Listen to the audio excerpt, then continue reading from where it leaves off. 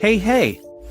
The last digit of your like on this video by each who you are from Melon Playground, and the last digit of your subscription to my channel will show your Melon Playground item.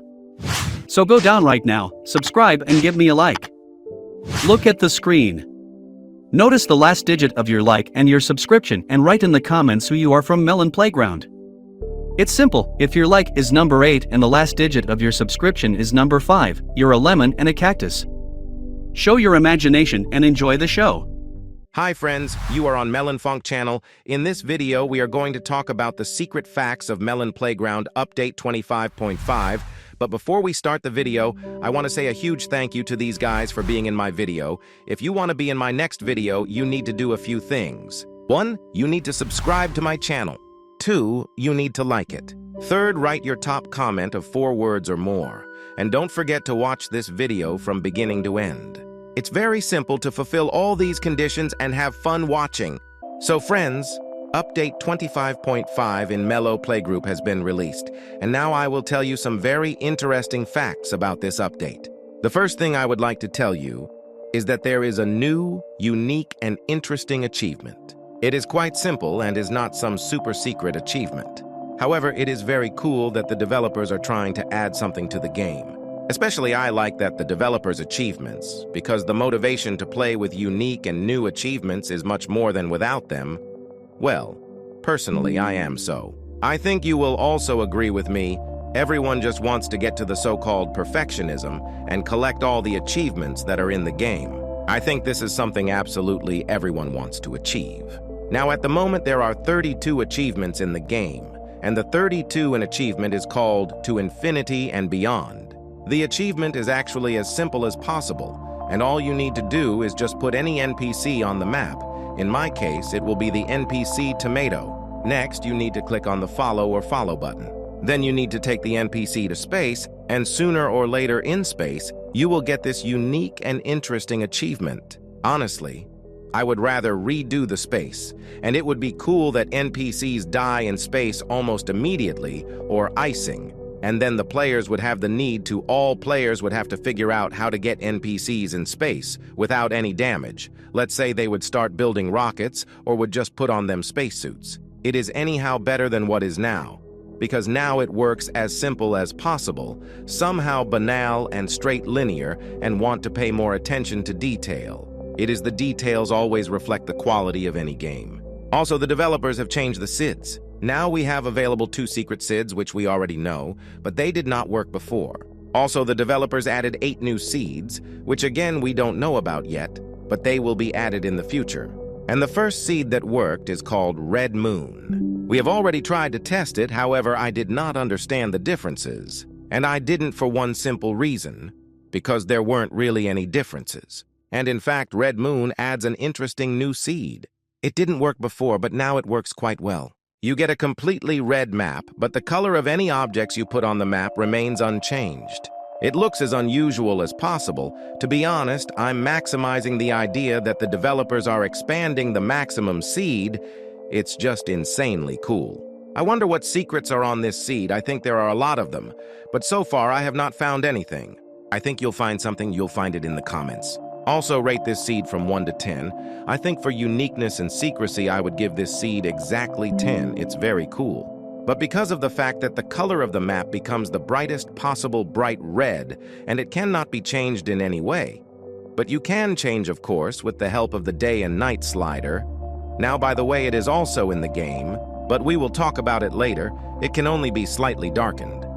Personally, I played on this seed about half an hour and became the most painful eyes as well as some fatigue in the head. So I think that you should not sit for a long time on this seed. It is dangerous for your health. Although maybe I'm exaggerating and it's just a placebo effect. Also, we now have another seed that adds an essentially unique endless desert. Yes, you guys heard right. Infinite desert can now be added to the game as well. You remember the Fallout sit that didn't work the same way either.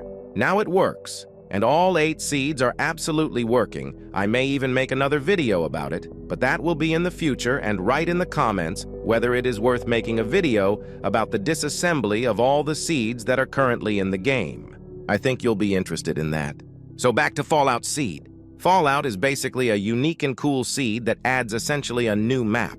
I'd probably even make a separate pool of some sort with the map, like an infinite city, but with an infinite desert.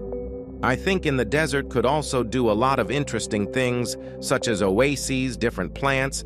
Well, that is, you can do a really very interesting things. But with the help of Seed Fallout on the Infinite City, you can add just an infinite desert as a separate map.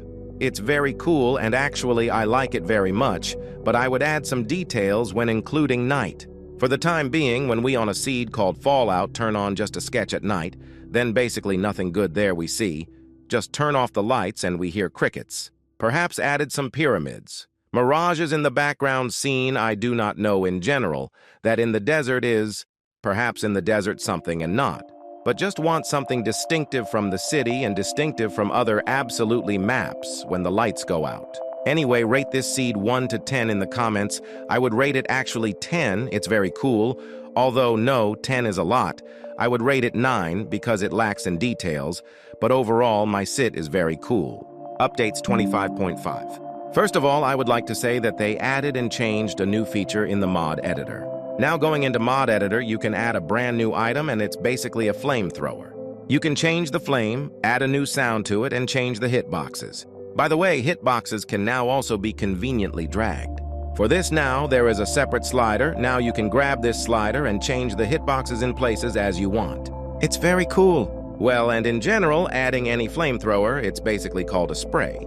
That's a very cool idea. Yeah? And in general, any mod editor change, adding new features, it's very cool. Just because it's convenient in the first place, and expanding the functionality will always attract new, cool creators. So rate this minor addition from 1 to 10, of course, in the comments. Personally, I'd give it a rating of 8, even though it feels like it's not enough for me. Maybe I'm just jaded. Also another fact, now in the game added Layer Manager, and this is also a very cool and spot-on addition, which I talked about in detail in my last video, so make sure you watch it. In general, also very cool and competent addition, because the layers always worked not very well, but the Layer Manager fixes and dilutes this problem very well. And now this problem is not a problem. In fact, the developers have actually solved it.